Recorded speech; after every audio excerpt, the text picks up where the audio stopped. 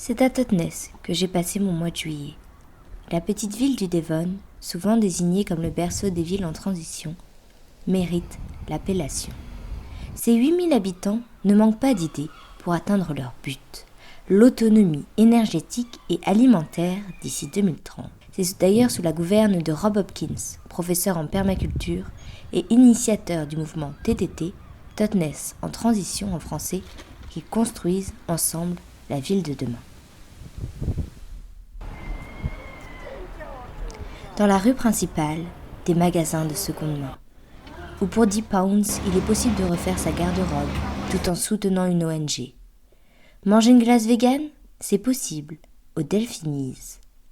Tendre vers le zéro déchet, un jeu d'enfant à Totnes, où les emballages sont bannis et où acheter en vrac sonne comme une évidence.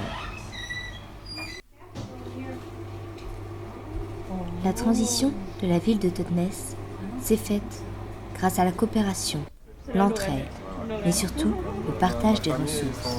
C'est d'ailleurs sur ce principe que se base l'initiative de David et Chantal, que j'ai eu la chance de rencontrer.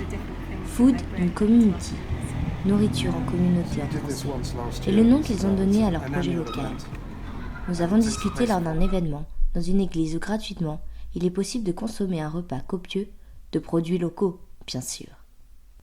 L'organisation a pour but de réduire les déchets en récoltant les surplus de production des fermes et en les redistribuant dans des cantines, des centres pour sans-abri et toute organisation communautaire de la région. Réduire les déchets tout en diminuant la pauvreté alimentaire. En voilà une bonne idée.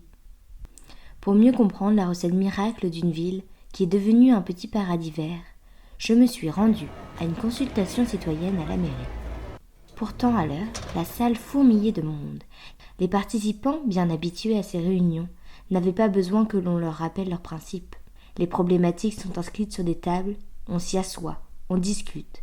Des idées naissent, des idées fusent. Voilà comment petit à petit, le chantier avance. C'est d'ailleurs un chantier monstre mais participatif dont il a été question en 2010, lorsque le lotissement de la ville a été repensé. Isoler les toitures, troquer le chauffage pour le poêle à bois, et se munir de panneaux solaires. Si les légumes poussent aujourd'hui en ville, que le covoiturage est instauré depuis bien longtemps, et que la monnaie locale circule dans les commerces, tout n'est pas terminé. Ma voisine de table a d'ailleurs eu une bonne idée. Bob le bus qui sillonne les rues pour aider les vieilles dames à monter l'haltère principale, ne pourrait-il pas devenir électrique ? Vous venez de découvrir le dernier village des irréductibles écolos qui ne cédera pas au capitalisme.